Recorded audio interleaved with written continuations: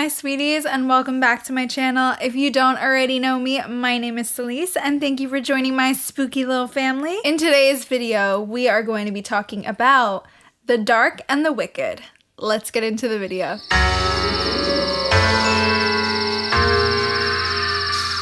The Dark and the Wicked is directed by Brian Bertino. On a secluded farm in a nondescript rural town, a man is slowly dying. His family gathers to mourn, and soon a darkness grows, marked by waking nightmares and a growing sense that something evil is taking over the family. So... Hi, Jesudio. Where do I begin with this film? Okay. Before I get into my thoughts on this film stars Marin Ireland and Michael Abbott Jr. I am a huge Marin Ireland fan. I love her. She was amazing in Sneaky Pete. She's literally amazing in any role. But wow, what a waste of talent in a film like this. I almost don't know what to say right now, and honestly, maybe it's better that way. Look, what do you want me to say? This movie had so much potential. It is packed with some solid kills, some solid hallucinations, but it is not any deeper than what it is. Like, I think they wanted to have some like hidden meaning. Maybe it's like about grief or something. Okay. It just didn't do anything. The script is messy, and there is just like no point A to point B. It feels like there is only 2 acts in this film for some reason. I have no idea what happened to the third act. Like, where was the third act? I honestly couldn't tell you. Now, the reason I'm talking so badly on this is because this was a major disappointment. I had been looking forward to this film for so long, and honestly, I thought I was going to be getting a film that I could say is one of the best in 2020, especially this being directed by Brian Bertino, who directed The Strangers. I just expected so much better. This film, even though it is well shot and very, very well acted, at the end of the day, it's just not enough. The story is not fully fleshed out.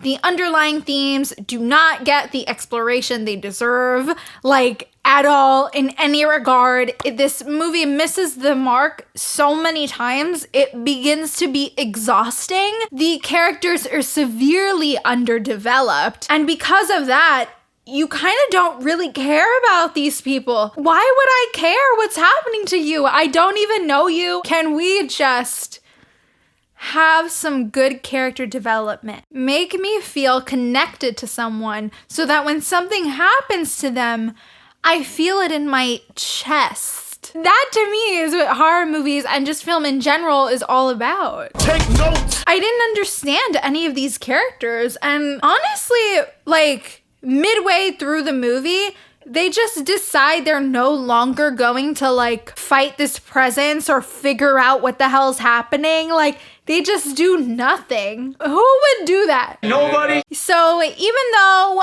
overall I didn't think that this film was that great, I will say there are a handful of scenes.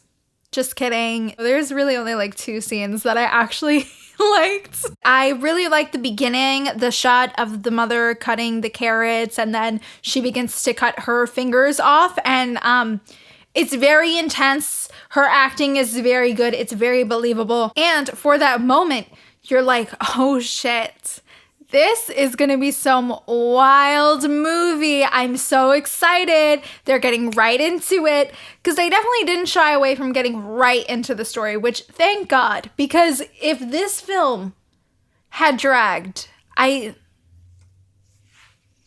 also really enjoyed the scene of the brother going back home to his family, and he ends up finding them all dead, and he decides to kill himself. Basically, the moment that he kills himself, all of a sudden, the dead girls were gone. And so it was this very intense hallucination that the demonic presence caused.